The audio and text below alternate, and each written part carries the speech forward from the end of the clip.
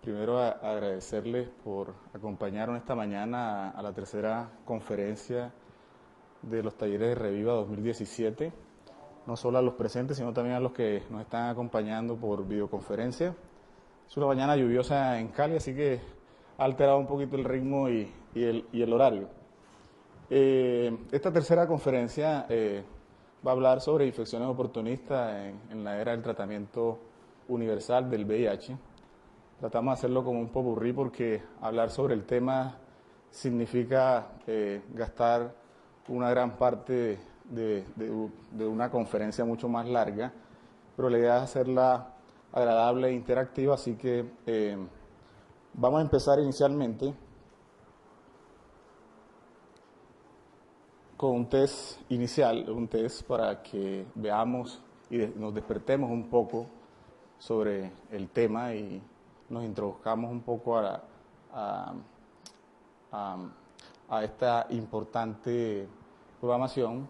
Así que los invito a que participen y voten tanto los que están aquí presentes como los que están conectados. Pásalo a la...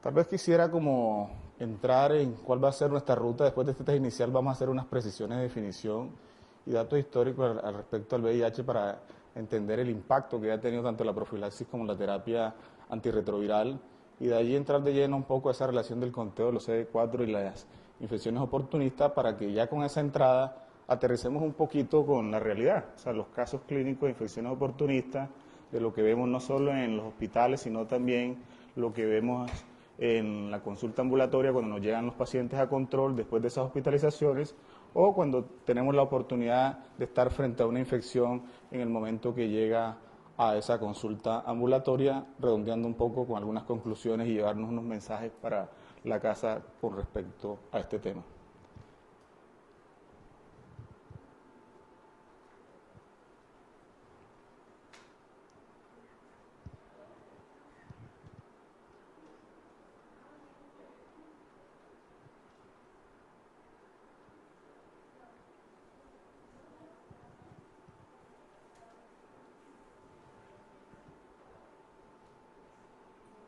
¿Cambió?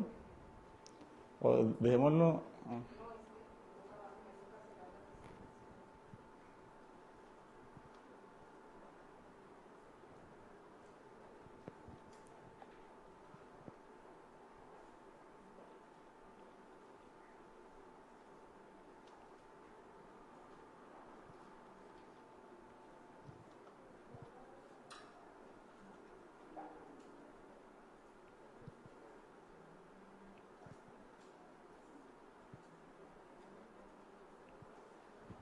Ok, son 5 preguntas como para entrar en calor, por decirlo de esa forma.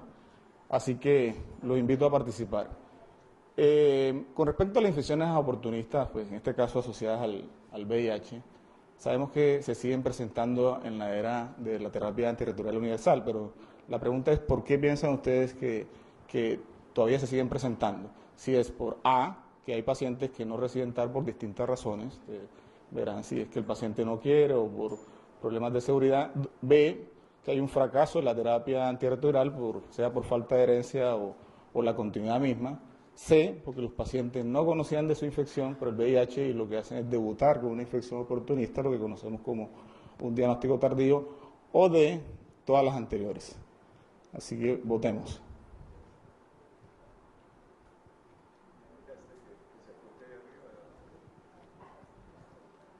Sí, tienen que señalar para poder...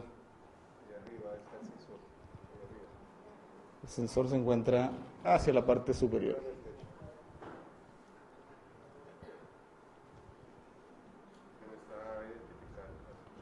Ok, o sea, ya vamos entrando un poco en este tema, poco a poco que vamos a ir precisando a medida de la conferencia para que tengan en cuenta sus respuestas, tanto los que contestaron tuvieron su opción para ver si estamos de acuerdo o no con la respuesta. Vamos a la siguiente.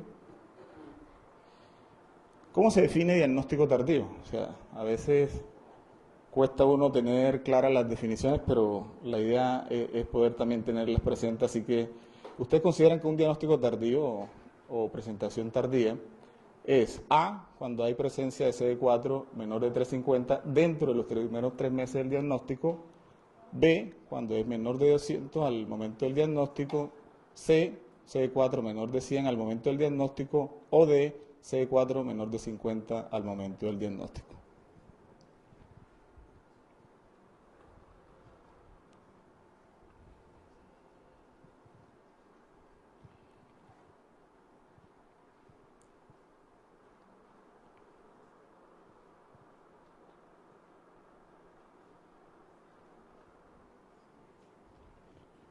Ok, tengan esa fotografía allí para el final, para que vean. Aquí vemos que el 46% se fue por la opción B. Sigamos la siguiente.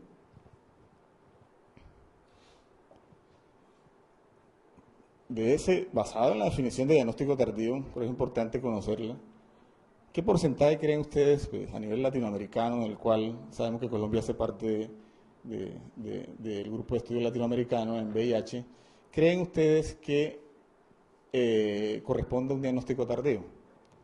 La A, que es menos del 5%; B, entre un 10 a un 20%; C, ahí más o menos un 60%, no quiero poner entre 50 y 60, y D, un 100%.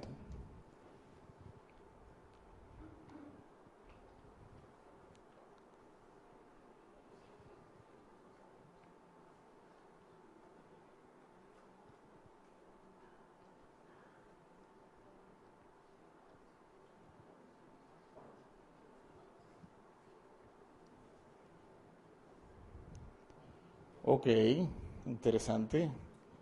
75% se va por la opción C. Debe ser que lo han escuchado mucho en las conferencias, doctor Martínez.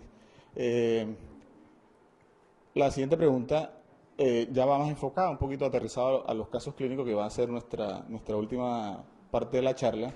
Si usted tiene un paciente con una neumonía bilateral, conocemos que su CD4 en ese momento de esta infección es de 180, tiene un TACAR, una tomografía de alta resolución con patrón de vidrio esmerilado y quistes de pared delgada, ¿cuál de las siguientes etiologías cree usted que es la más probable? A, una neumonía por neumococo; B, una neumonía por Pneumocystis jirovecii; C, tuberculosis; D, neumonía por citomegalovirus.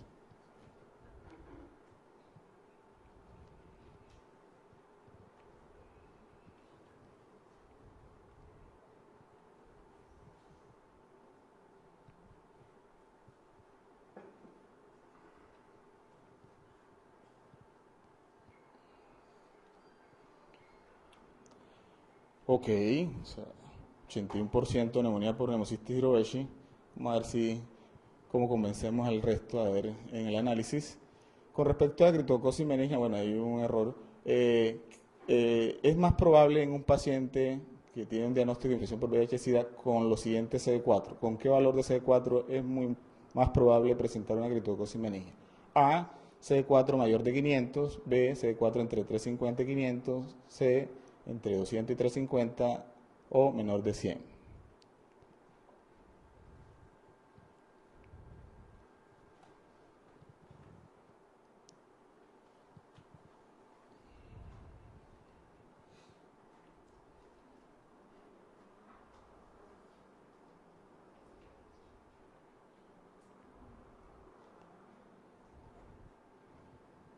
Perfecto, la mayoría se van por la D. Volvamos a la charla. Parecen preguntas muy sencillas, pero sabemos que en el auditorio no solo hay médicos, sino que también hay personal que pertenece a los grupos de atención de VIH, así que la idea era un poco también introducirlos en este tema y en esta mecánica para despertar su interés. Sigamos. Entonces,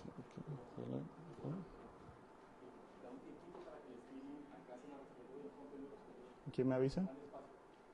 Ah, que hablo más.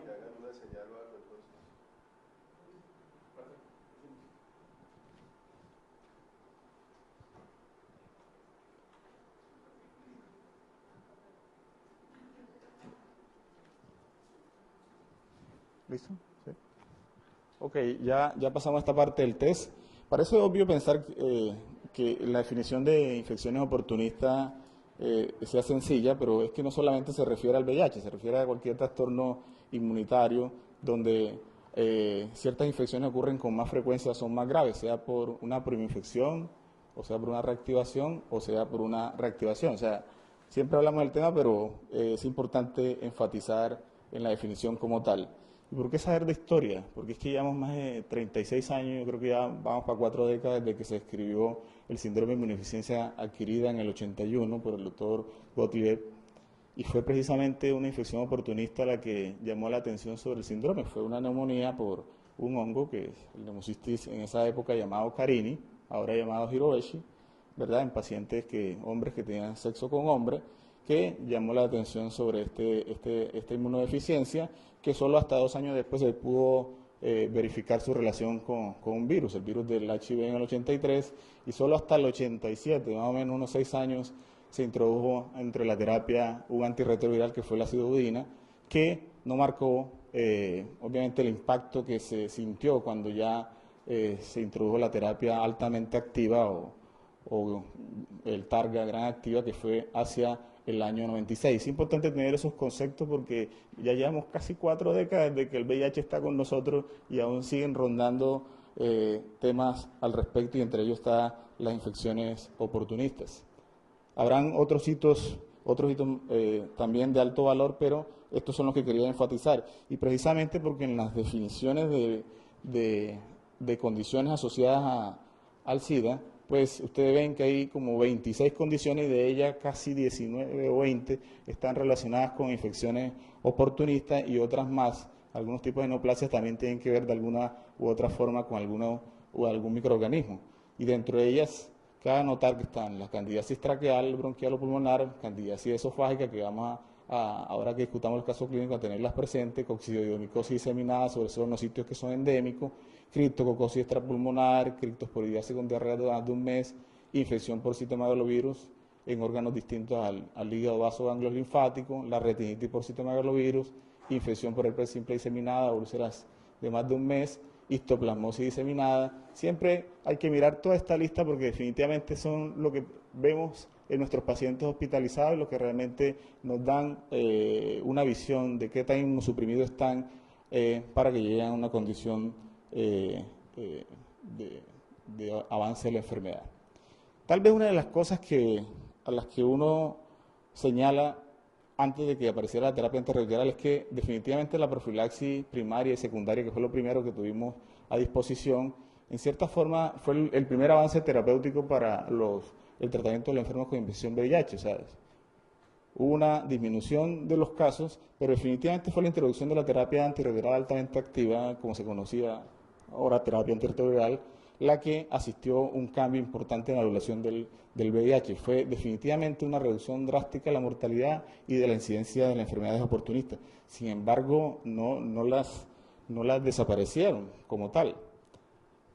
Y quiero señalarles que dentro de la evolución que uno veía natural de la enfermedad, pues este artículo que es publicado en el 94, o sea, unos años antes de introducir la terapia antirretroviral, por eso le señalaba la parte de los hitos de medicina, o sea, 2 años antes, uno veía que la evolución natural de la enfermedad era ver que al pasar de los tiempos de estos pacientes iban presentando cada vez más una incidencia mayor de infecciones oportunistas, o sea, donde la neumonía por Pneumocystis jirovecii era la que se presentaba con mayor frecuencia, citomegalovirus, el MAC, lo cual indicaba una inmunosupresión bastante importante, sin dejar de lado el toxoplasmosis, la criptococosis y las enfermedades por micobacterias, tanto tuberculosas como no tuberculosas.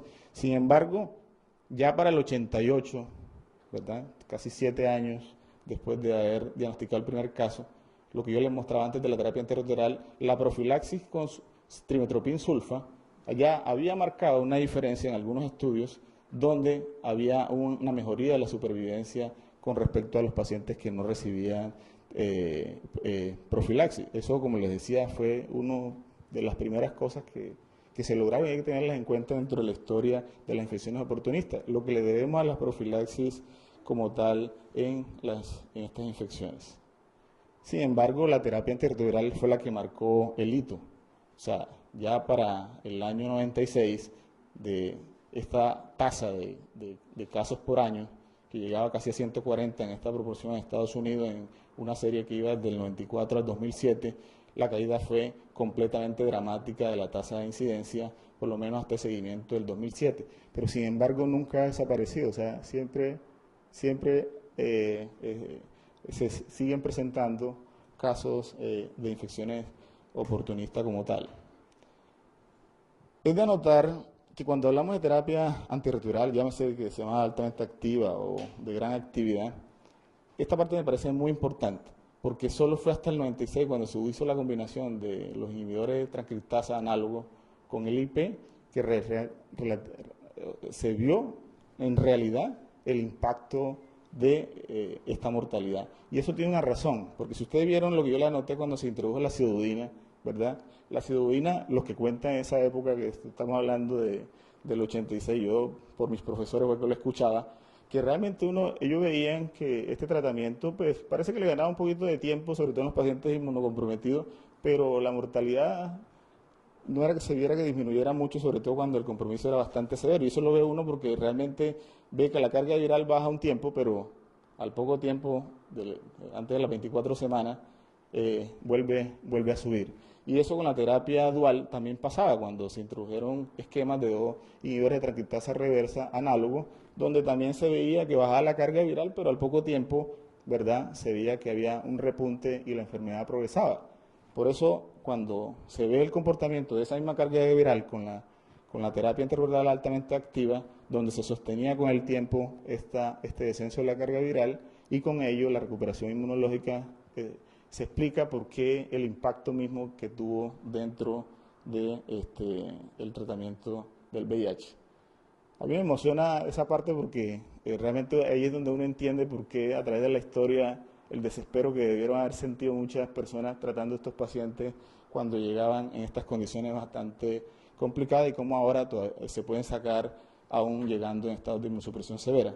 Les traigo a colación este estudio, ¿verdad?, que lo encontré publicado, que es del 2015, creo que es de las series más grandes que he visto yo, son 20.858 pacientes que lo siguieron desde el 81 al 2012 de la Universidad de California en San Francisco, donde comparan ese impacto de la terapia antirretroviral, ¿verdad?, comparado con antes tanto del uso de la acidudina como de la terapia dual, que ya les había comentado, no la terapia dual que conocemos actualmente, que sabemos que igualmente sirve, y ustedes ven cómo las curvas realmente caen, ¿no? O sea, lo que uno ve con el tiempo, sobre todo a los 5 años, que la terapia antirretroviral por lo menos se distancia bastante con respecto a no usar terapia, ¿verdad? Pero aún así, se sigue conservando en algunos pacientes, o sea, la supervivencia sigue siendo menor. Habrán algunas condiciones que favorecen la mortalidad aumentada en esos pacientes. Lo cierto es que la supervivencia a 5 años, ¿verdad?, en el tiempo entre el 81 y el 86, que era del 7%, realmente aumentó entre el 97 al 2012 casi a un 65%, lo cual sigue mostrando el impacto, pues ya en cifras, porque ya pues muchos es que nos lo mencionen, pero otras que nos lo muestren de esta forma, o sea, una serie bastante grande donde la curva de supervivencia se ve tan notoria que cae con la terapia antirretroviral. Pero analicemos estas gráficas, porque cuando lo separan con respecto a las infecciones oportunistas y a infecciones y otras condiciones no infecciosas asociadas a VIH, las curvas se comportan de una forma distinta. O sea, todas siguen mostrando supervivencia, ¿no?, con respecto a la terapia antirretroviral y a la terapia dual de ese momento. Pero lo que sí es que se ve con algunas, que cuando el paciente parece que los primeros años logra una mayor supervivencia, pues se logra sostener, y aún así la supervivencia a los 15 años sigue teniendo una tendencia al descenso. Pero hay otras condiciones que uno ve que parece que cuando el paciente los presentara o la serie de estos pacientes, aunque es significativamente diferente, cuando no se trata, la mortalidad sigue siendo también alta. O sea que hay infecciones oportunistas que cuando el paciente las presenta realmente o está muy suprimido, tiene unas condiciones que pueden favorecer que la mortalidad en ellos sea mucho más alta, lo cual cuando hacemos un diagnóstico de estas condiciones, tanto infecciosas como no infecciosas, tengamos presente estas curvas, porque estos seguimientos son de largo tiempo y nos puede decir que tal vez un diagnóstico oportuno, una intervención oportuna, tanto en el ámbito tanto ambulatorio como hospitalario, puede cambiar la probabilidad de supervivencia. Eso también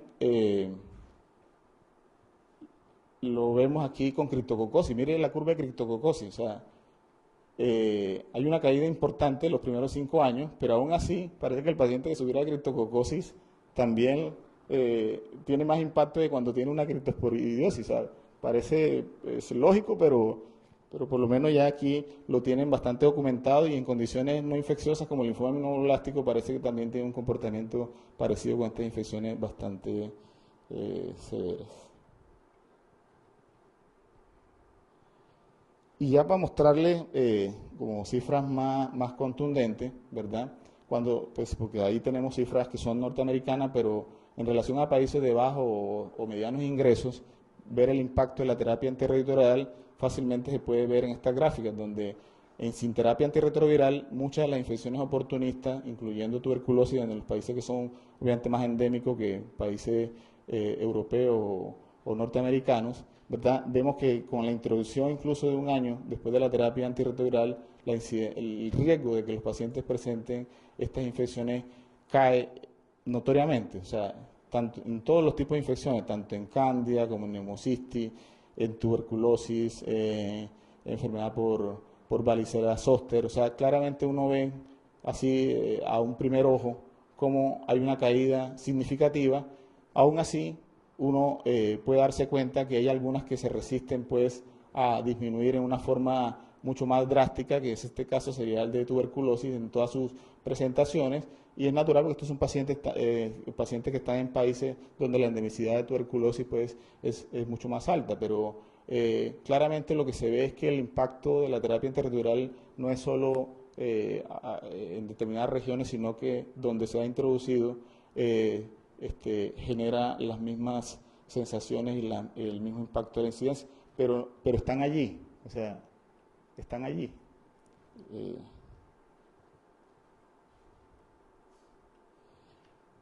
Así que, a pesar de todo, de tener esta terapia altamente eficaz, ser universal, que los sistemas están favoreciendo ya, y hay publicaciones que contundentes en que hay que tratar a todos los pacientes con VIH, la pregunta es, ¿por qué entonces continuamos viendo infecciones oportunistas, ¿no? O sea, sabiendo las curvas esas de supervivencia, sabemos a lo que está expuesto un paciente si llega a presentarla en algún momento y dependiendo cuál sea.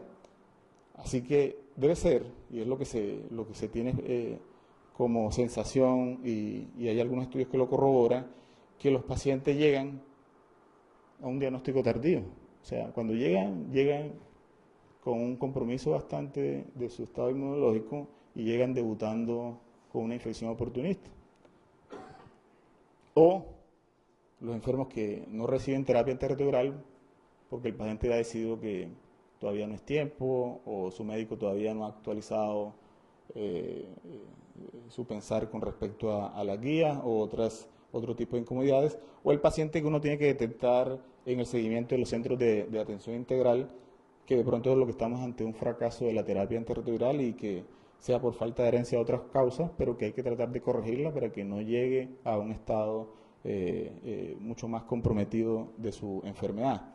Por lo tanto, aún a pesar de todos estos avances y todas estas introducciones a la terapia antirretroviral, la sospecha y el tratamiento de las infecciones oportunistas sigue siendo un tema para mí de actualidad, ¿cierto? Y ustedes lo ven en las guías, tanto en inglés o español existentes, muy completas, con muchas páginas que hay que leérselas con cuidado para poder entender y tratar tanto en el tratamiento como en la profilaxis de los mismos.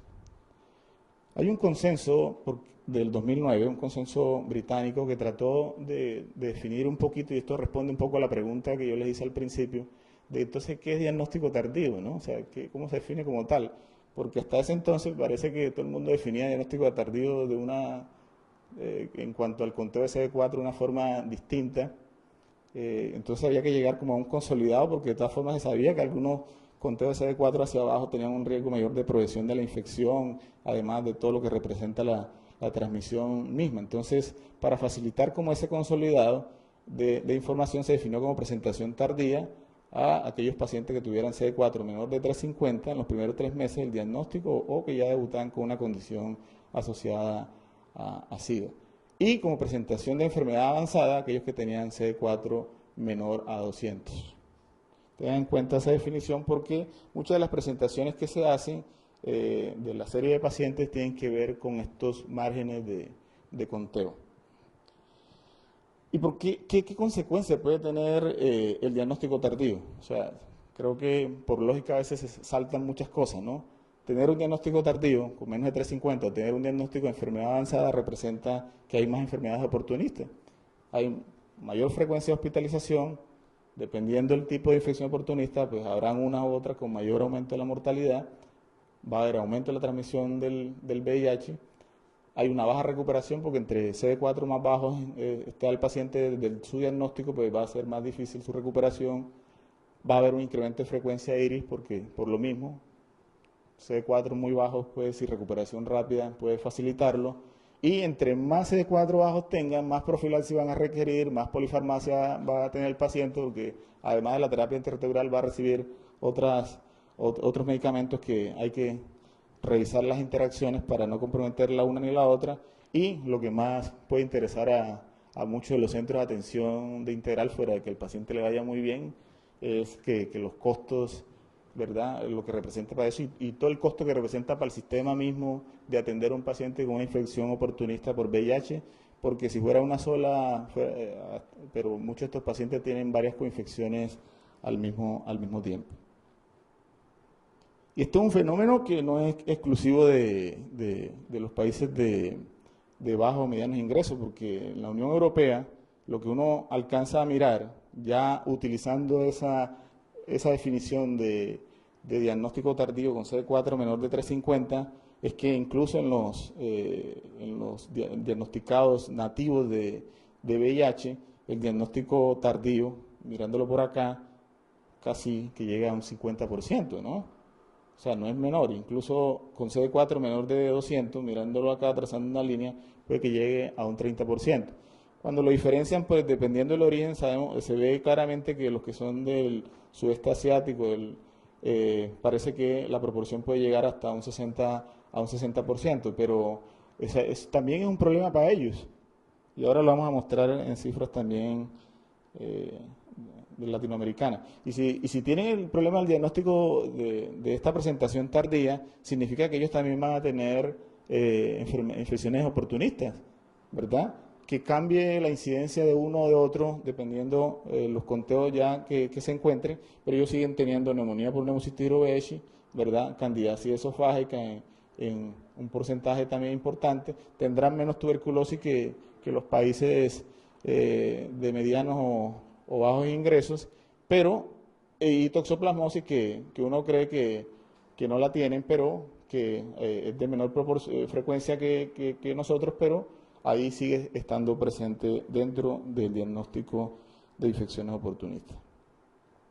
Y el Reino Unido, ¿verdad?, mirando ya cifras como tal, con diagnóstico tardío menos de 350, vemos que el porcentaje total casi que corresponde a un 40%, pero algo que me llamó la atención es que, primero, las mujeres parece que tienen un porcentaje mayoritariamente que los hombres en presentación tardía, según la definición, y los mayores de 50 años parece que van ganando un poco más con respecto a las otras edades. El taller latinoamericano que se hizo a principios de abril en Río de Janeiro, yo tomé esta fotografía, por eso que quedó así toda chueca, pero fue la única forma de poder captar el dato en ese momentico. Pero es interesante porque yo sé que muchos acá hacen parte, han participado en eso. Son 8 países que están ahí incluidos y metieron pacientes desde el 2013 al 2015, casi como 18.000 pacientes entre todos esos. Ahora les voy a mostrar una gráfica que va a mostrar mejor esta parte, pero ustedes pueden ver que el diagnóstico tardío, por lo menos CD4 en enfermedad avanzada, puede llegar a un 37%, y ahora cuando hagamos la sumatoria de los que tienen menos de 350, les va a servir como un referente para compararlo con los otros países. Es esto, porque precisamente los que tienen menos de 350, sumando estos 23, que son 24%, más el 36.7% de los que tienen menos de 200, o sea, sumando estos dos representaría lo que es diagnóstico tardío en Latinoamérica, o sea, casi como un 62% de diagnóstico tardío. Y enfermedad avanzada sería 36.6%. Y miren que un 12% tiene menos de 50 y 8 más 12 serían casi como 21% de los que tienen menos de 100. O sea, estos son los pacientes con reciente diagnóstico, o sea, una cifra bastante importante, ¿no? Y cuando uno lo mira por edad o por sexo, pues casi entre mujer y hombre están como a la par, ¿no? Pero la población que tiene más de 60 años parece ser la que está llegando con un diagnóstico con CD4 mucho más bajo que la población más joven. O sea, puede haber muchas razones, son los que más consultan, puede que el estado inmunológico del uno o del otro sea completamente diferente, y la respuesta a la enfermedad sea más rápida en uno que otro, o sea, cosas que incluso el doctor Martínez en su charla anterior había precisado. Pero a lo que se va es que el problema está allí, y lo tenemos también nosotros, y creo que es un porcentaje incluso mucho más alto y significativo que en el resto del mundo.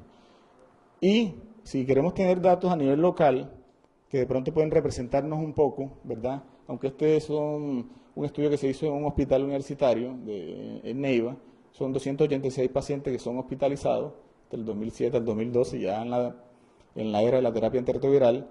Lo que vemos es que la proporción de toxoplasmosis de frecuencia es mucho más alta que otras infecciones, ¿no? Por lo menos en esta serie. Y los que trabajamos en estos hospitales que tienen muchos pacientes de VIH, nosotros creo que mucha toxoplasmosis es lo que estamos viendo, y micobacteriosis, sobre todo micobacteria en tuberculosis en todas sus presentaciones, criptococosis, neumocistosis, ¿verdad?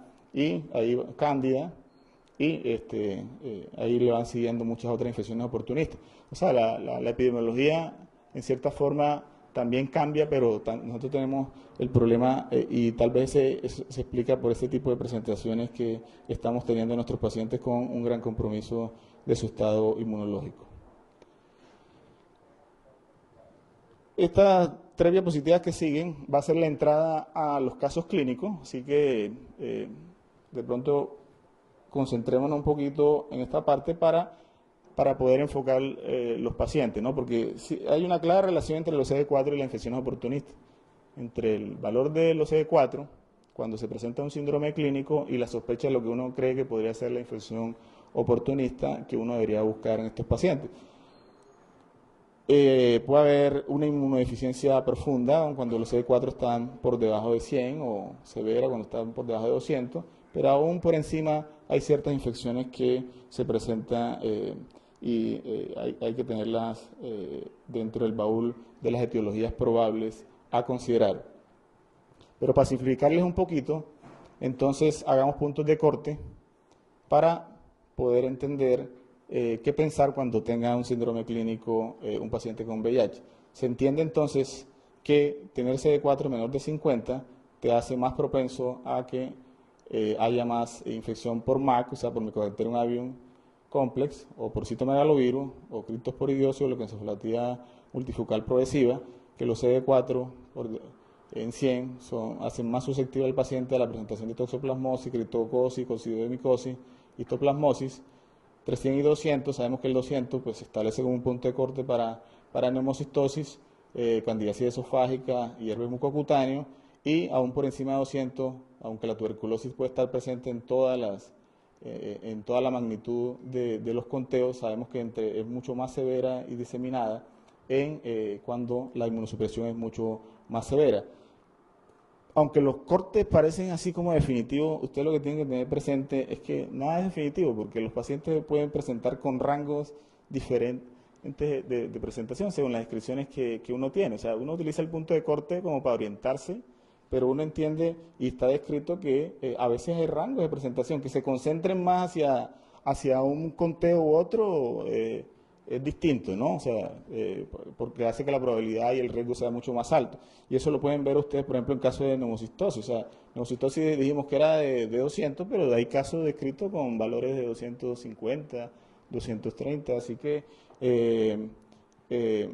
no hay que ser tan absolutista a veces con los valores, pero hay que tener en cuenta dónde se concentran la mayoría de los casos al momento del diagnóstico. Entonces, con esa introducción, pues, conteo de CD4 y todo el impacto de la terapia, ahora aterricemos, o sea, aterricemos a nuestros pacientes, lo que vemos, esta serie de casos son casos del hospital universitario, habrán algunas limitaciones diagnósticas en esta época también de la terapia antirretroviral, pero pues esa es la condición que a veces tenemos que solventar para poder darle solución a los pacientes. Así que los invito tanto a los presentes como a los que están conectados para que interactúen un poco con los casos. Este es el caso de un paciente masculino de 40 años, es VIH positivo hace 4 años, pero no está tomando terapia antirretroviral. Hay un diagnóstico de tuberculosis hace 7 años que recibió tratamiento aparentemente efectivo. Los motivos de consulta, tal como lo refieren en la historia, hablaba de fiebre y de incapacidad para la marcha. Aparentemente ya un mes de iba perdiendo fuerza en extremidades, con progresión en la última semana, donde se notaba más el compromiso en el hemicuerpo izquierdo. Además, incontinencia urinaria y siempre asociado con fiebre, malestar general, astenia y adinamia. Se notaba una pérdida de peso en los 2 últimos meses de 8 kilos, además de tos y expectoración de hacía 2 semanas. Lo más llamativo que se veía era que su déficit, sobre todo del hemicuerpo izquierdo, ¿verdad?, con hiperreflexia, llamativamente no tenía alteración del sensorio y ahora van a ver por qué enfatizo en esta parte. Y sus laboratorios para que entramos ahora al punto de corte de los CD4 a ver con ese síndrome neurológico cuál podría ser la etiología y cómo enfocarlo. Tiene unos CD468 con una carga viral bastante alta de 1 millón de copias. Dentro de los exámenes que se le realizó tenía una IgG de toxoplasma positiva, ¿verdad? Y algo de anemia, pero el resto no se veía así algo que llamara más la atención. Pero como su síndrome era neurológico y tenía una focalización, ¿verdad?, se le hizo esta tomografía que creo que es simple, bueno, y prácticamente se ve acá, ¿verdad?, como hay un gran edema, un gran efecto de masa que está comprimiendo los ventrículos, ¿verdad?, mucho más notorio hacia acá, casi vemos borrado este ventrículo lateral. O sea, el paciente no tenía alteración del sensorio, pero lo que se veía uno en la escanografía era bastante comprometedor. Así como para ayudarlos un poquito, pues, porque uno, lo que le enseñan a los residentes es qué vamos a hacer, cómo nos vamos a enfocar con el paciente, entonces yo también los voy a ayudar para hacer la pregunta, ¿no? Sabemos que tiene CD4 menor de 200, tiene un síndrome neurológico, ¿cierto? Queremos definir qué tipo de síndrome tiene, ¿verdad? Parece ser más encefalítico lo que tiene, y prácticamente la tomografía nos dice que está, además de la focalización clínica, que la tomografía muestra que hay una lesión que está haciendo efecto de masa. O sea, ya nos vamos de acá, ya nos vamos un poquito de acá. Entonces, nos vamos a centrar un poquito en la etiología bajo este concepto. Efecto de masa sí, ¿verdad? Así que nuestras consideraciones a buscar serían toxoplasmosis, tuberculosis, linfoma sistémico central, acceso piogénico, Chagas, que hay países, Brasil, Chile, en este tipo de lesiones, dentro de su diagnóstico diferencial está el chagoma, que es una lesión por leishmaniasis. El doctor Martínez siempre ha dicho que aquí no se ha visto el primero, pero yo lo pongo ahí como consideración, porque este es de una diapositiva que le traduje a un expositor de Brasil. Entonces, para que tengan presente que los algoritmos ayudan mucho, o sea, los algoritmos ayudan mucho para poder centrar la atención. Y ya sabemos que tiene una IgG de toxoplasma positivo, así que prácticamente podemos eh, orientarnos un poquito. No sé si alcanzan bien este flujograma, pero lo que le quería señalar era que si tenemos anticuerpos IgG de toxoplasma con una tomografía que muestra una lesión, que sea solitaria o múltiples lesiones, ¿verdad? Con el efecto de masa que tiene, por lo general un tratamiento empírico de encefalitis por toxoplasma sería lo indicado en ese momento, con tendencia a ver cuál es la mejoría clínica en los 7 o 14 días siguientes y con eso definir si hay mejoría o si definitivamente lo que nos vamos a estudiar, a hacer un diagnóstico diferencial para descartar otras etiologías con esa presentación diagnóstica. Mucho del secreto de esto es ser ordenado también, o sea, la experiencia ayuda, pero hay que ser ordenado para poder ayudarle al paciente en forma oportuna. Así que aquí va la pregunta. En este escenario, ¿cuál es su primera posibilidad diagnóstica? A, un linfoma primario del sistema nervioso central; B, un chagoma; C, un tuberculoma; D, una encefalitis por toxoplasma gondii; o un acceso cerebral piógeno.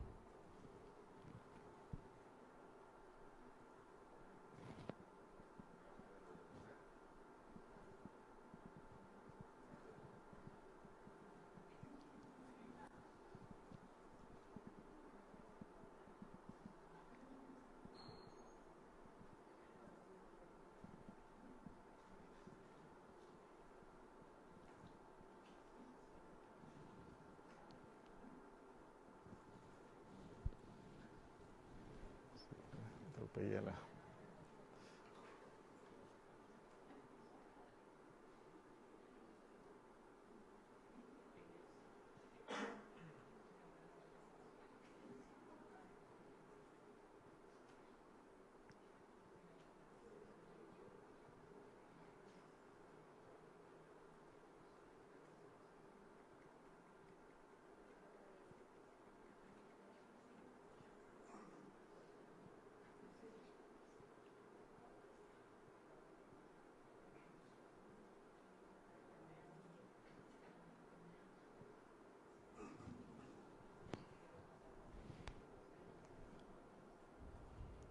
Ok.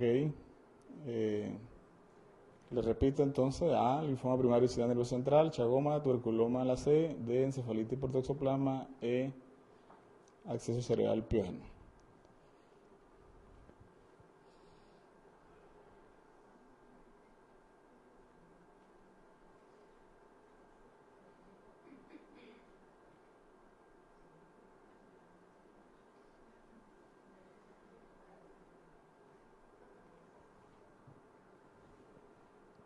Oh, doctor, yo creo que ya vamos a perder trabajo porque si ponemos el diagnóstico así como tan fácil,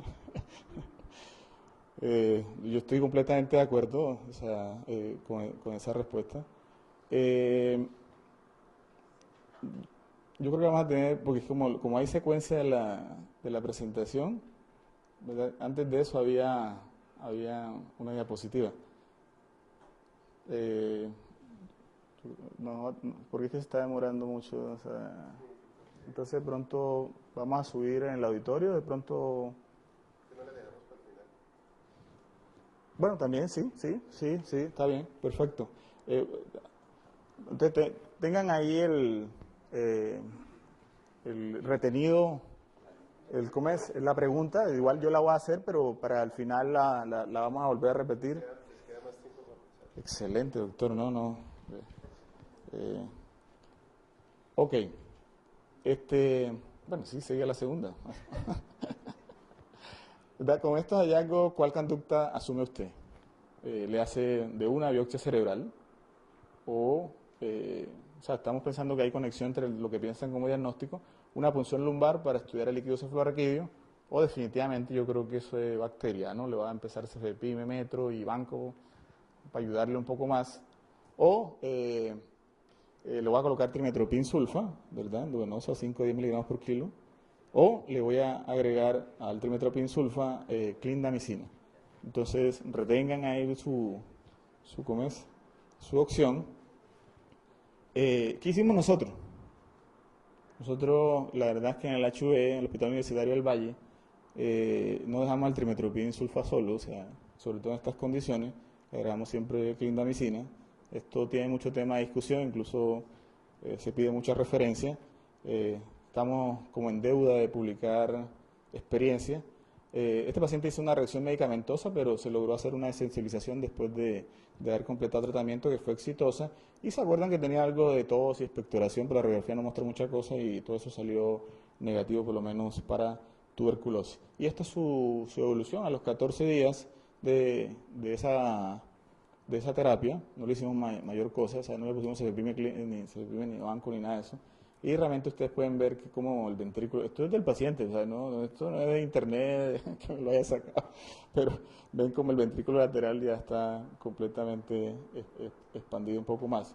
Idealmente la resonancia es de mayor resolución, es la indicada, pero pues aún con estas imágenes podemos hacer el ejercicio clínico. La pregunta es, bueno, ¿por qué usted usa trimetoprim y clindamicina, verdad? O sea, sabemos que la estándar es sulfadiazina más pirimetamina.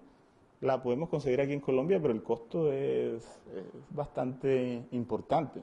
Y la pirimetamina, que antes era barata, pues ahora ya la encarecieron, entonces el esquema de clindamicina, pirimetamina, también abandona un poquito de esfuerzo y como las guías tienen recomendación B1, el uso de trimetoprim sulfa, el manejo de toxoplasmosis, pues es un aval y mucha gente demuestra que le va igual de bien, pero nosotros queremos poner un poquito el dedo en la llaga, pues por decirlo así, y salió esta revisión, porque siempre hemos tenido como esa discusión internamente, esta revisión que comparaba si realmente el trimetoprim era una real opción, comparándolo, haciendo un análisis de todos los estudios que hay de acuerdo a la calidad de los estudios, al respecto.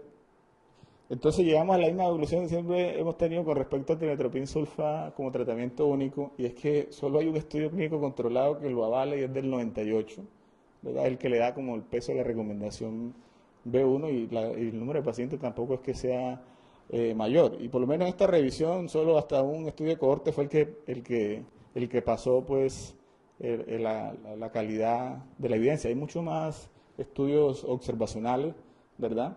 Pero no están incluidos en esta revisión. Aún así, aquí con el estudio clínico controlado y con el estudio de cohorte, pues no demostró que fuera ni mejor ni peor que usar la terapia estándar que era con pirimetamina y sulfadiazina. O sea, según esto, pues es igual, pero sí, vean usted el peso. Es un estudio clínico controlado del 98 con un número de pacientes bastante pequeño. Como le digo, es un tema para discutir. Lo que sí, doctor, que yo le quedaba como en deuda, era que nosotros no somos los únicos. O sea, hay personas que han publicado cosas al respecto, ¿verdad? Y aunque son estudios con números muy pequeños, ¿verdad?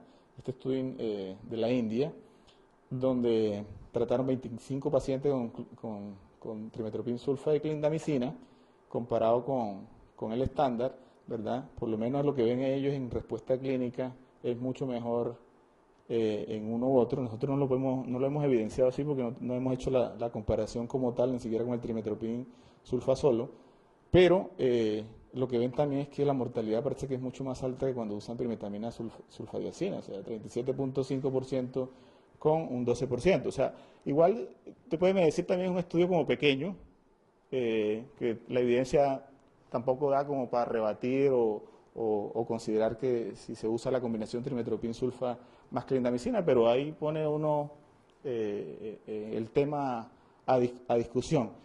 Las dosis que usaban de clindamicina aquí incluso eran mucho más bajas, ¿no? Usaban 600 cada 8 horas y hasta en forma oral. Nosotros usamos una dosis un poquito más alta.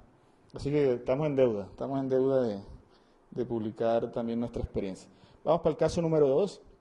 Este es un paciente de 34 años con un diagnóstico de VIH, de novo. Tenía una clínica de 20 días, tos, expectoración, con una disnea que fue progresando, disminución de peso, ¿verdad?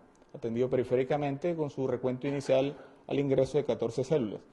Esta no es la imagen real del paciente, pero yo me acuerdo tanto de la imagen del paciente que después la vi y esta me pareció igualita. Tenía muchas de estas lesiones cavernosas, cavernas con pared gruesa, que nos llamaba la atención que con CD4 tan bajos hiciera estas lesiones con otras más de árbol de engenación y algunas consolidación y lesiones retráctiles allí. Y lo que era llamativo, que tenía un BK de esputo positivo en 2 cruces, ¿no? No siempre cavitación significa tuberculosis. Ustedes ven la especificidad es del 67% y sensibilidad del 17%. Y lo que yo les había comentado, la enfermedad cavitaria con esos CD4 tan bajos es poco común en estos pacientes. Así que, retentiva la pregunta, ¿qué otro examen le solicitaría a usted al esputo para estudiar una posible tuberculosis pulmonar en este paciente? Un GeneSper, un genotype, pues, en la forma de R+, o el cultivo de micobacteria, o usaría la opción 1 o 2 más el cultivo de micobacteria, o definitivamente le pediría todo para no perder tiempo. Lo cierto es que este paciente, sí, el cultivo incluso en medio sólido salió positivo, y sobre ese cultivo le hicimos un genotype, y el genotype no amplificó micobacteria en tuberculosis. ¿Cierto? ¿Qué piensa de ese resultado? ¿Es un error de laboratorio? ¿Equivocaron las muestras y insisto que hay que volver a pedirla? ¿O es una tuberculosis así salga negativa, así las pruebas moleculares digan que no? ¿O definitivamente una micobacteria no tuberculosa lo que estamos sospechando? Este paciente se obtuvieron muchas muestras respiratorias. Solo la primera fue la que salió con un BK positivo. Pero como los cultivos siempre demoran, ¿cierto? Todos los cultivos que se tomaron de muestra respiratoria, lavado, todas crecieron con el tiempo. ¿Okay? Incluso había una que en contexto de fiebre, a las 8 semanas, también hubo un crecimiento de micobacteria. Y después se complicó con un síndrome diarreico y también presentó esta... Lo cierto es que cuando llega el informe del Instituto Nacional de Salud, de ese cultivo de uno de los que se mandó, lo que se detectó fue un Mycobacterium avium, un paciente, a pesar de que estuvo con terapia antirretroviral, y nosotros lo estuvimos tratando como una micobacteriosis tuberculosa y no tuberculosa, parece que hubo una desconexión entre su manejo ambulatorio, quitaron el manejo de no tuberculosa y el paciente progresó con carga indetectable, pero un CD4 que no bajaban y un compromiso hematológico, y que eso terminó correspondiendo después cuando le hicimos un aspirado de biopsia de médula ósea, ¿verdad? Todas estas formas, todos estos microorganismos que son micobacterias. O sea, esta es la presentación de una micobacteriosis por Mycobacterium avium, ¿verdad? Complex, está comprometiendo, prácticamente infiltrando la médula ósea. La utilidad del examen de médula ósea se ha demostrado, sobre todo en los casos donde son bastante severos, que tienen un buen rendimiento, sobre todo cuando se acompaña de mielocultivo, o sea que no hay que dejarlo de un lado como parte de apoyo diagnóstico. Este caso es un paciente de 37 años, tuberculosis hace 30 años tratado, ingresa con fiebre más pérdida de peso, ¿verdad? 2 meses de evolución, astenia dinámica, alzas térmicas no cuantificada y pérdida de peso de 10 kilos. Diagnóstico de novo de VIH. 2 pruebas positivas de acuerdo al algoritmo que se usa a nivel nacional. Toda expectoración hace 2 semanas. Llamativo, frecuencia respiratoria alta. Bueno, estos datos no tengo si es con oxígeno o sin oxígeno. Tendencia ahí a la hipotensión con placas blanquecinas, sugestivas de cándida, y CD4 de 21 y una carga viral de más de 1 millón de copias.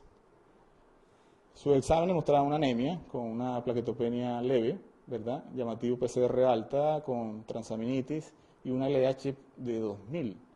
Pero lo más llamativo de todo eso era ferritina como más de 40.000. O sea, impresionantemente inflamado ese paciente. Y eso que no se veía, al principio no se veía tan comprometido, pues, como hemos visto otros pacientes. La pregunta va, así en este escenario, ¿cuál es su primera posibilidad diagnóstica frente a un paciente positivo con una fiebre prolongada? Y tal vez el dato de la hiperferritinemia parece le ayuda. ¿Es un síndrome hematofagocítico? ¿Es una tuberculosis diseminada? ¿Es una micosis sistémica? ¿O yo creo que lo que tiene es una enfermedad autoinmune, un estilo del adulto? ¿Qué pensamos nosotros? Bueno, no somos instituciones que tienen muchos recursos, o sea, para poder ahondar en todo lo que se requiere de un paciente, pero hacemos lo que tenemos y ahora van a ver cómo le pudimos ayudar a este paciente, pues, ¿verdad? Pero el diagnóstico oportuno es muy importante, o sea, tener todas las facilidades para hacer un diagnóstico oportuno es lo que le va a ayudar a que el pronóstico sea mucho mejor. Así que dentro de ese contexto, nosotros le pedimos papa gruesa a estos pacientes con fiebre prolongada, con estos compromisos de hiperferritinemia, y aquí hay unas levaduras intracelulares, ¿verdad?, que a veces son los que nos hacen los diagnósticos y nos permiten usar las terapias en forma oportuna para que el paciente mejore. Este paciente se manejó con una histoplasmosis diseminada con anfotericina y la verdad es que el resultado fue bastante bueno. O sea, le dimos la oportunidad de mejorar del síndrome febril, iniciar la terapia antirretroviral a las 2 semanas y estamos esperando que haya a consulta ambulatoria, pero es impresionante cómo uno ve esta parte en el cambio del tratamiento. Quisiéramos tener, sobre todo en estas formas diseminadas, pues los exámenes que tienen un mayor rendimiento, ¿cierto? Que la sensibilidad nos permita decir que no tiene, por lo menos, porque sabemos que si es positiva, mucho más a favor. No tenemos la antigenuria que tenerla a la mano, ¿verdad? Ojalá tuviéramos la PCR que definitivamente ayuda, pero ustedes se dan cuenta que lo que son tinciones, incluso la fijación de complemento, la inmunodifusión, su sensibilidad en estos casos de infecciones diseminadas no es muy bueno. O sea, el hecho de que salga negativa no significa que no estamos ante una histoplasmosis. Y eso hay que tenerlo presente. Uno debe tener lo que mejor le sirve para poder decir, por lo menos, que no tiene su paciente. Caso clínico 4, tuberculosis, 31 años, tuberculosis en julio del 2016. Está en tratamiento al momento de que lo vimos. Disnea, como motivo de consulta, un mes de evolución, alzas térmicas intermitentes, tos, diaforesis nocturna. Posteriormente la disnea va empeorando, la clase funcional y diagnóstico también de novo de VIH. Hasta ahorita van 4 casos clínicos y muchos han sido de novo, ¿verdad? Esa es nuestra realidad. Diarrea 2 meses de evolución, acá se veía con taquineico, también con placa sugestiva de cándida, CD4 de 20, con una carga viral de más de 100.000 copias, bastante alta, y esta es su radiografía. La radiografía con un infiltrado difuso, ¿verdad? Un patrón bastante intersticial, ¿verdad? Explica por qué se veía así taquineico el paciente, con una LH que está en 449, no se veía mucho compromiso a nivel del hemograma, una RPR levemente positiva y hay un anticuerpo de hepatitis C ahí como que en el límite.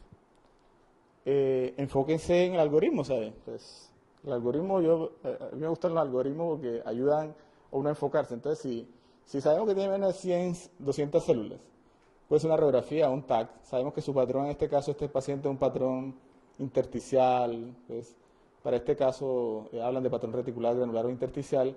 Si es de aparición aguda 3 o 5 días, uno puede sospechar que sea algo bacteriano, pero puede insistir en buscar otro tipo de etiología y de acuerdo a eso hacer los estudios. Pero en este caso, que es una aparición como subaguda, la primera posibilidad es neumocistosis, ¿verdad? Lo ideal sería llegar al diagnóstico lo más profundo que se pueda, pues la parte microbiológica o molecular, pero no siempre es así, y siempre considerar otros diagnósticos diferenciales, ¿no? Otros hongos, ¿verdad? O parásitos, toxoplasmosis puede presentarse también en estas presentaciones menores, pero sí de presente, y otras virales. O sea, los algoritmos ayudan, o sea, tengan en mano estas cosas porque eso le ayuda bastante. Entonces, ¿cuál es su impresión diagnóstica? Es la pregunta con respecto a este caso. Es una neumonía viral, es una tuberculosis pulmonar, como tenían un antecedente de una tuberculosis previa, si de pronto sospechan que puede ser multiresistente, o es una neumocistosis, o definitivamente no tiene nada que ver con una infección oportunista y una fibrosis pulmonar idiopática. Este es el TAC del paciente, ¿verdad? Donde se ve no solo vidrio esmerilado, sino todas estas formas quísticas, ¿verdad? Nosotros se manejó en el hospital, digo yo nosotros, pero esto es el equipo, los residentes que ya son duchos en estos menesteres. Trimetoprim sulfa por 21 días, gases arteriales inicialmente ya mostró hipoxemia, así que se indicó esteroide y realmente hubo una mejoría clínica, pero para que ustedes me crean que si realmente hubo mejoría clínica, ya les voy a mostrar la imagen de control. No salió tuberculosis por ningún lado, pues había que esperar de todas formas el cultivo para que es el gol estándar, que no va a decir que no, pero este es su tag de control, ¿verdad? O sea, definitivamente ya no se ve el patrón que vimos, se ven obviamente las lesiones quísticas que indican el compromiso que tuvo el paciente, así que tratarlo con una neumocistosis empíricamente, a pesar de que no tuvimos un aislamiento microbiológico molecular, realmente sí representó y se le empezó terapia antirretroviral. Caso 5, es un paciente de 38 años, VIH hace 3 meses, con CD4 basales de 35, se le inició terapia antirretroviral y cuando ingresó a nosotros con un diagnóstico de 4 semanas de dolor lumbar, fiebre y parecía miembro inferior y pérdida de control de esfínter y tenía unos CD4 de 250 y tenía una carga viral que está anotada como indetectable. Él refería además a un dolor en el testículo izquierdo, con edema, eritema y algo de secreción purulenta, estaba como por acá. Ahí no se nota muy bien, pero ahí estaba. Y se le veía esta lesión. Esta es del paciente, o sea, es una espondilitis, ¿verdad? Con un acceso que está comprimiendo la médula y que tal vez está explicando la sintomatología. También describía este acceso epidural a ese nivel. Insistimos en que debía llevarse a cirugía, porque no creíamos que fuera bacteriano pues, común, así que antes de empezar un tratamiento empírico le dijimos a los cirujanos para que tomaran las muestras adecuadas y sobre todo en el contexto de este paciente y eso nos dio la razón, o sea, la colección epidural que tenía no solo dio baciloscopia positiva, sino también el cultivo al poco tiempo también marcó, lo cual estaba a favor de una enfermedad tuberculosa, pero lo más llamativo es que la parte testicular uno no la puede dejar por lado. La secreción igual hicimos tinciones, y la tinción, por lo menos de baciloscopia, salió negativa para baciloscopia, pero sorpresa, uno tiene que buscar los cultivos después, ¿no? A las 8 semanas creció también Mycobacterium tuberculosis a ese nivel, o sea, hay que buscar cuando el paciente presenta su sintomatología. Así que en este caso especial que tenía como CD4 bien bajo, recuperó como rápido, ¿verdad? ¿Usted creería que estamos ante un caso de reconstitución inmunológica? O sea, ¿cree que de pronto esto, sí, faltan datos, no, ¿verdad? Porque pues uno a veces, por definición, habla de que hay pacientes que pueden hacer una reconstitución temprana, y eso lo ve mucho uno en citomegalovirus y en tuberculosis, ¿verdad? Una restauración de la respuesta inflamatoria, se define el CIRI tras el inicio de TAR, puede ser como un desenmascarador o como un CIRI paradójico. Lo cierto es que para llegar al diagnóstico hay que excluir otras cosas, ¿verdad?, que expliquen el empeoramiento y otras condiciones que puedan explicar la sintomatología del paciente. Caso 6, 34 años, masculino también, la mayoría son masculinos, consume bazuco, marihuana y cigarrillo, este llega por inofagia y pérdida de peso, un mes de evolución de inofagia, pérdida de peso 7 kilos, aparición de placas blanquecinas, subjetividad de cándida y también diagnóstico de nuevo de VIH. 2 meses de tos con expectoración verdosa, no se veía tan comprometido desde el punto de vista de signos vitales, CD4 de 53, 964.000 copias. Lo llamativo es que había llegado con deterioro de la función renal, ¿verdad?, con hipertrigliceridemia, anemia, y por la sintomatología respiratoria, pues esto se interpretó al inicio como infiltrado intersticial, sospechoso de neumocistosis, pues se le había dado también manejo como una neumocistosis y habían mejorado algunos síntomas que él tenía, pero por la creatinina alta que tenía con una proteinuria importante y hipoalbuminemia y hipertrigliceridemia, se consideró que había un síndrome nefrótico que podía estar asociado al VIH o ser un IWI. Y en ese contexto, pues como ya salió de su tratamiento de su parte respiratoria, neumocistosis, no había ninguna contraindicación para empezarle terapia antirretroviral, se le empezó un esquema que no comprometiera con la función renal, fue con abacavir 3-TC y raltegravir. Los síntomas respiratorios habían mejorado con un esquema tanto de neumonía bacteriana como de trimetoprim sulfa. Mejora los síntomas y se le empieza la terapia antirretroviral, pero a los 22 días del ingreso empieza con unos cambios de comportamiento, coprofagia, agresividad, tendencia al mutismo. Creo que este es paciente tuyo, Harold. 5 días después, el inicio de los síntomas, se pone más bradicíquico, más bradilálico, somnoliento y ya hay una pérdida marcada de fuerza en los miembros inferiores, después empieza a convulsionar y hay que trasladarlo a la UCI. Fondo de ojo normal. Nosotros ya en la UCI, antes ya le hicimos porque el cuadro de él era más encefalítico, ¿verdad? Y lo que encontramos en la resonancia es que estamos ante una ventriculitis y un componente de realce meningio y encefálico, que la primera impresión que le dio al radiólogo era que era una infección por citomegalovirus.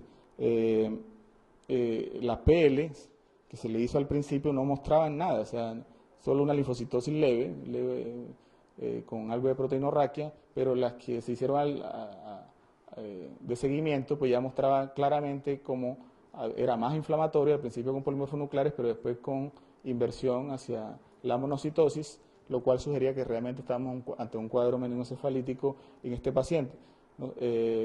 La sospecha, para facilitarle la respuesta a la pregunta siguiente, es que si tiene menos de 200C4, síndrome neurológico, no es efecto de masa, la resonancia no habla de un componente focal, sino un componente más difuso, aquí tienen sus alternativas diagnósticas, o citomegalovirus, o el mismo VIH, o varicela zoster, herpes zóster, o virus de Epstein-Barr. Nosotros, en vista del compromiso tan importante que tenía el paciente, bueno, ahora les digo lo que hicimos, ¿verdad? Pero la pregunta va si en estos casos de encefalitis o ventriculitis, ¿usted cree que con estos CD4 de 53 vuelve a entrar el punto de los cortes, que si es 50, 49, 51, 52? Entonces, bueno, este tenía 53.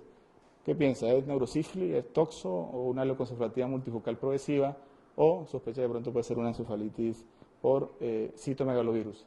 ¿Qué hicimos nosotros? Nosotros, pues, por el compromiso que tenía, le iniciamos ganciclovir, pero queríamos como ahondar un poco si realmente estábamos ante una infección por citomegalovirus como estaba descrita, convencer a que le hagan a uno una prueba de citomegalovirus en líquido seborraquídeo, que sea cuantitativa es complicado, por lo general se hace cualitativa, pero el equipo que tenemos en el hospital pues la hace cuantitativa y como de todas formas se procesó y el número de copias fue bastante alta. Esto se expresa por lo general en unidades internacionales, así que habría que hacer la conversión, pero aún así sigue siendo una carga viral en líquido cefalorraquídeo bastante alta. Así que yo, por lo menos a mí no me queda duda de que lo que que podría explicar lo que tenía el paciente. Y hay descripciones que hablan de pacientes que después del inicio de la terapia antirretroviral de forma temprana pueden hacer unos componentes de encefalitis por citomegalovirus, ¿verdad? Sin compromiso retiniano, así que me parece que este paciente puede ser el caso. Y el último paciente es una paciente ya femenina, mire que de 7 casos una mujer, VIH hace 2 años, lo suspendió hace un mes, este era su esquema, sidudina, lamivudina y efavirenz, ¿verdad? Consultó por fiebre y cefalea y trastorno del comportamiento, más o menos 2 meses, con cefalea inicialmente, después aumenta progresivamente, fiebre, y después se instauran los cambios de comportamiento. A nivel HIV le empiezan, se pidan comicina, porque piensan que de pronto es algo bacteriano, con un TAC cerebral que estaba normal. No había mucho compromiso, solo taquicardia, el examen físico, y lo que se notaba era que se veía mucho desorientada en tiempo y lugar, bradisíquica, pero de aspecto bastante tranquilo. CD461, una carga viral de más de 5 millones de copias, con una IgG de toxo negativa y ferritina normal. La PL que venía de fuera del HIV, del hospital universitario, mostraba francamente que había un componente inflamatorio con más predominio linfocitiario, pero con llamativamente un nada en líquido seborraquídeo que estaba bastante alto, y esa fue una de las razones por qué la remitieron, pensando en un diagnóstico en particular. Nosotros, la primera punción lumbar mostró una presión de apertura bastante alta, con una linfocitosis en el líquido seborraquídeo, proteína de 535, glucosa de 33 consumida, estaba más consumida por fuera, y tenía un BRL en el líquido seborraquídeo que, aunque mostraba no reactivo en los 2 sitios, para nosotros el FTA de ese líquido se mostró positivo. La baciloscopia acá fue negativa. Bueno, para entendido, yo cuando la revisé con el radiólogo decía que le veía realce a nivel de fosa posterior, pero la verdad yo no les podría señalar exactamente dónde lo vio, pero había un componente de ese tipo. La pregunta en este caso es, la primera posibilidad de diagnóstico etiológico en este paciente es una meningitis tuberculosa, o sea, eso pienso yo, y con eso ese diagnóstico la remitieron, ¿no? ¿Cuál de la siguiente conducta adoptaría?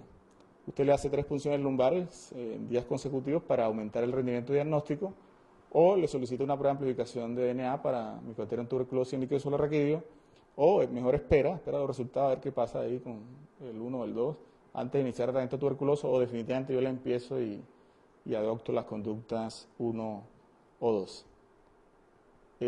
Lo cierto es que ya entramos en la era de hacerles pruebas moleculares en el hospital, así que tenemos un equipo, AOC 2000, que no solo es capaz de detectar amplificación de Mycobacterium tuberculosis, sino también al mismo tiempo, como el genotype, de buscar genes de resistencia no solo para rifampicina, sino también para isoniazida. Entonces, lo que hace el genotype, nosotros lo hace este equipo en tiempo real, ¿no? Entonces, es una gran ventaja. En este caso, esta paciente en líquido cefalorraquídeo se puede hacer un diagnóstico de tuberculosis meninge. Pero si ustedes creen que todo llegó hasta allí, lo cierto es que si usted no estudia a estos pacientes que están muy inmunocomprometidos, se le pueden pasar cosas por alta que igualmente son graves, como lo habíamos mostrado en las gráficas de mortalidad con respecto a la infección, porque el cultivo de hongo en varias ocasiones de este líquido cefalorraquídeo también mostró que había Cryptococcus neoformans, variedad neoformans. O sea, estábamos ante una criptococosis y una tuberculosis, ¿verdad? Y además una neurolúes, ¿no? O sea, porque aunque el FTABS es más de utilidad como sensibilidad, de todas formas, con un paciente tan comprometido, con un componente inflamatorio, para nosotros igual lo tratamos como hubiera una neurolúes ahí asociada. Así que este es el caso para nosotros de una coinfección donde se pueden sumar todos estos factores, y esto no es exclusivo de acá. Los chinos han tenido varios casos, pero a diferencia de nosotros con ellos sí lo publican. Nosotros tenemos este caso y entonces estas cosas a veces uno las ve como casos de interés, pero deberíamos publicar mucho más. Así como que a manera de conclusión, y ya entrar a las preguntas, ya que quedaron ahí en el tinterillo, ¿verdad? Yo creo que a pesar de que ya llevamos más de 3 décadas de que se escribió el primer caso de VIH y de tener terapia y profilaxis, las infecciones oportunistas siguen siendo importantes. ¿Sabe? Con morbilidad y con mortalidad, el diagnóstico tardío está favoreciendo que eso se presente, y sobre todo cuando está en fase avanzada la enfermedad. Ya vimos en epidemiología que esa es nuestra realidad latinoamericana. Tenemos muchos pacientes con enfermedad avanzada, ¿verdad? Así que los esfuerzos en atención ambulatoria y hospitalaria deben dirigirse a diagnóstico temprano de infección VIH y de las infecciones oportunistas, tratamiento oportunidad adecuado de esas infecciones oportunistas, iniciar terapia integral lo más pronto que se pueda y garantizar la continuidad y la atención integral, y estar atento y tratar los casos difíciles de falla virológica o problemas de adherencia, porque resulta, me parece muy desalentador que un paciente en nuestras narices veamos cómo los CD4 estén cayendo, pudimos hacer algo y termina con una infección oportunista y dañando todo su pronóstico. Su pronóstico. Vamos a las preguntas entonces para cerrar.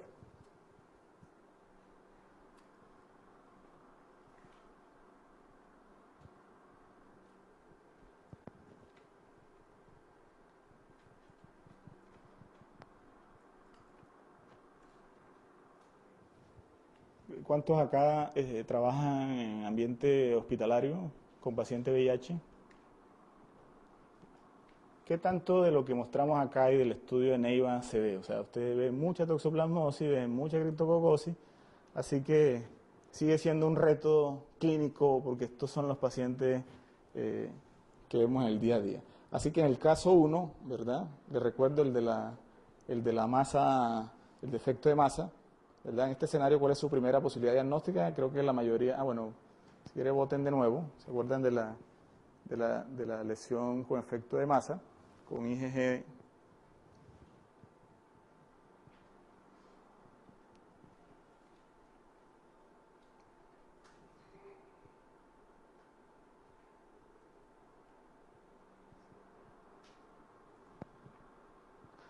Oh, sí, eso, mejor dicho, sí, claro, estoy de acuerdo.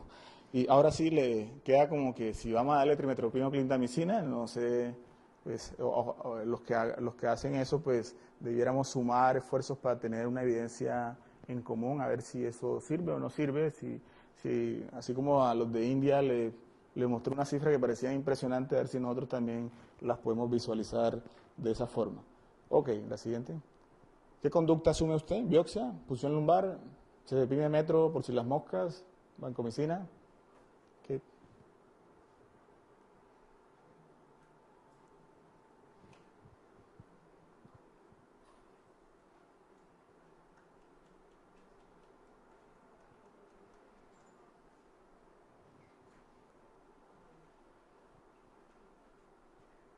Ok. Perfecto. Hay un porcentaje de dos que quieren ponerle antibiótico. Qué bien, ¿no? Eh, Al caso 2, la pregunta es que este es el caso del paciente de las lesiones pulmonares con cavernas que tenía una baciloscopia positiva y que la pregunta era, ¿qué otro examen le solicitaría a usted, además de esa baciloscopia, ¿no? Le haría una prueba molecular, pero un GeneXpert que sabemos que es para rifampicina, el genotype que puede dar rifampicina y isoniazida, o cultivo de micobacteria, o hace una combinación, o definitivamente yo gasto y le doy GeneXpert, genotype y todo, pues, porque...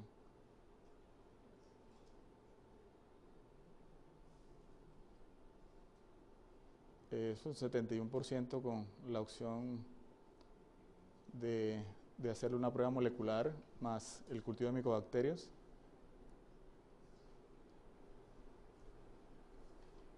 Y le sale esta prueba molecular que no amplifica micobacteria en tuberculosis. ¿Piensa que es un error? ¿Piensa que hay que repetir las muestras porque no le cree? ¿O usted le va a dar tratamiento antituberculoso porque eso es una tuberculosis? ¿O definitivamente es mejor ampliar las opciones hacia una micobacteria no tuberculosa?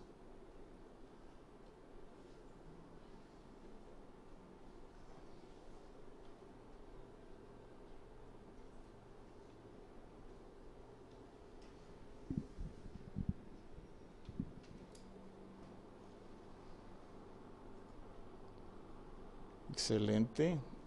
Pues ya vieron ustedes el resultado del caso y eso nos da la razón. Lo que pasa es que hay que hacer eso es oportunamente, ¿no? Y sostener los tratamientos porque sabemos que el Mycobacterium avium no se trata unos meses, o sea, el tratamiento es mucho más. La siguiente, el caso 3, este escenario de fiebre prolongada y hiperferritinemia, ¿qué pensaría usted? Síndrome hemofagocítico, tuberculosis diseminada, micosis sistémica o una enfermedad autoinmune.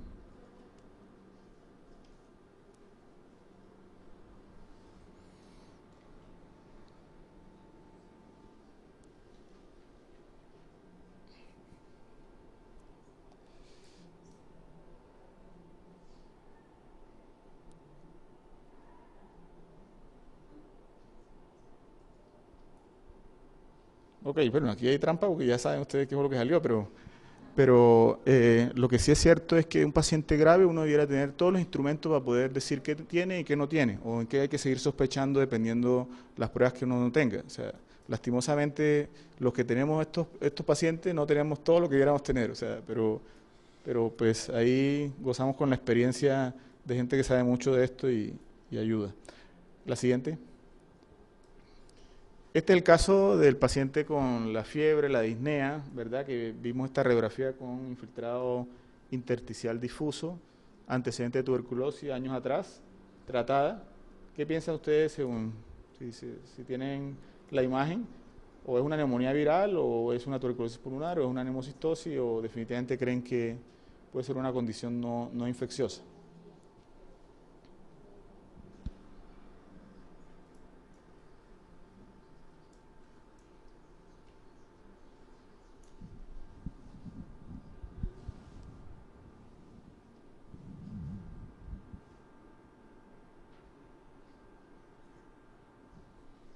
Ok, y miren que a pesar de que no tuvimos metelamina de plata ni PCR para neumocistosis, pues nos la jugamos con el paciente, no podíamos quedar esperando que si hubiera un deterioro y terminar en la UCI, intubado, que ahí sí ya cambiaba su condición. Este paciente se pudo sostener y con un manejo empírico pensando en la neumocistosis, haciendo el análisis algorítmico además, y pudo resolver. La siguiente. El caso del paciente que con el déficit neurológico, el acceso epidural y la lesión testicular. Vemos que sus CD4 subieron, su carga se puso indetectable y parece que hubo un tiempo ahí entre el inicio de la terapia y el inicio de los síntomas. ¿Ustedes creen que cae dentro de la categoría de alguna de las definiciones del síndrome de reconstitución inmune?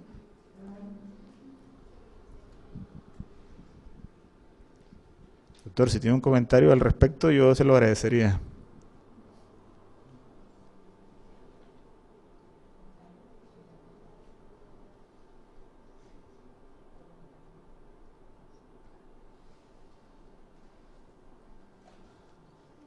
Siempre hay opiniones divididas. Ok. El caso 6 del paciente que se deterioró después de haber empezado terapia antirretroviral, que hizo un componente más encefalítico con la imagen de resonancia que les mostré, que tenía estos CD4 de 53. ¿Piensa que es una neurosífilis? ¿Piensa que es un toxo? ¿Piensa que es una leucocefalopatía multifocal progresiva? ¿O definitivamente cree que puede ser un citomegalovirus?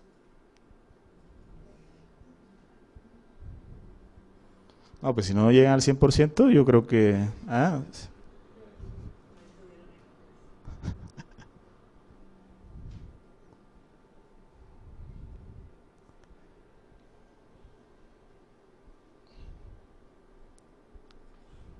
Ok. ¿Por qué? Porque sí, pues, todo lo muestra que no es tan fácil, ¿no? O sea, siempre hay una discusión al respecto. La ventaja es que contamos con una prueba diagnóstica y eso, a diferencia de la otra que no las teníamos, ¿verdad? Sino que hacíamos manejo empírico, aquí hay algo que nos puede apoyar un poco más. Siguiente. Y este es el último caso, ¿verdad? La señora paciente que venía remitida y que, pues, yo creo que a nadie le cae duda al principio empezar en tuberculosis, ¿no? O sea, es un cuadro de estos que impresiona desde su primera punción lumbar. Así que la pregunta es, si la primera posibilidad creen que es una meningitis tuberculosa, ¿cuál conducta optaría? Lo de las 3 punciones para aumentar el rendimiento, porque hay que tratar de llegar al diagnóstico etiológico. O sea, no olviden que el caso del paciente de Mycobacterium avium, insistiendo es que se podía llegar a la prueba de amplificación, o esperaría los resultados antes de empezar el tratamiento, o definitivamente le empezaría tratamiento.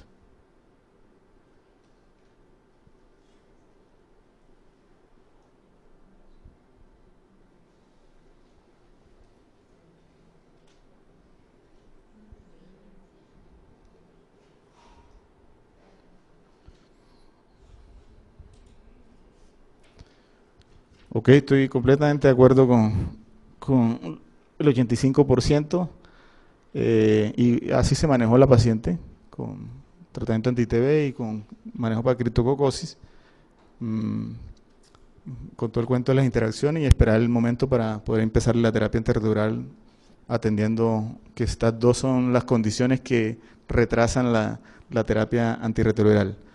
Siendo las 8:41, o sea, creo que damos por... sí, ¿hay preguntas? Tanto del auditorio como de los que están conectados.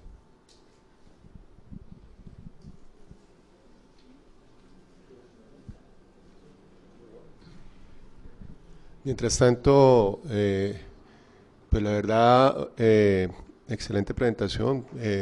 Se le olvidó decir gracias. Al no decir gracias, no da el pie para que reciba el merecido aplauso. Así que un aplauso para Jorge, muy merecido.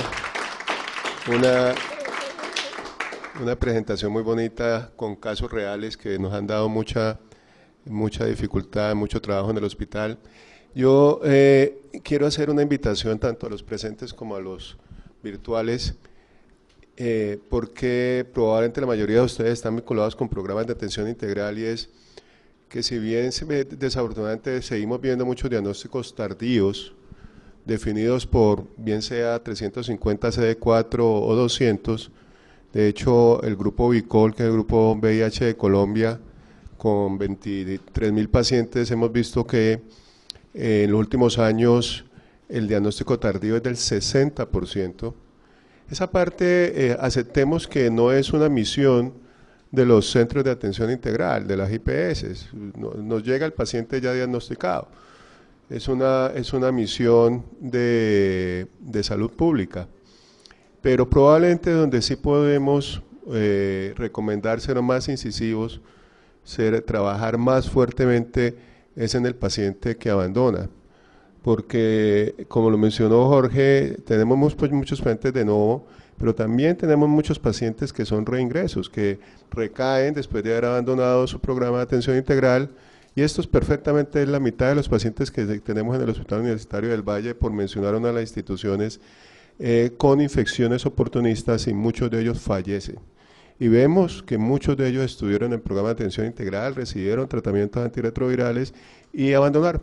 Y los volvemos a ver en el escenario de urgencias 2, 3, 4 años después, muchos de ellos desafortunadamente fallecen. Así que, si bien es cierto que mejorar el diagnóstico tardío es un poco difícil a nivel del modelo de atención que tenemos en Colombia con las IPS, yo sí creo que tenemos mucho más que hacer en la retención de los pacientes dentro de los programas. Yo sí creo que ahí tenemos que mejorar muchísimo en seguir buscando estos pacientes, en no claudicar en la captación de ellos, en las visitas domiciliarias, en las llamadas telefónicas, en el convencimiento de que sean recuperados dentro de los modelos de atención, porque la probabilidad de que ese paciente, si nosotros no lo logramos recapturar, es que reaparezca en un escenario de un servicio de urgencias de una institución con una infección oportunista severa y se muera. Y esa sí considero yo que es una tarea que nos atañe, no solamente a nosotros, pero en la cual jugamos un rol muy importante.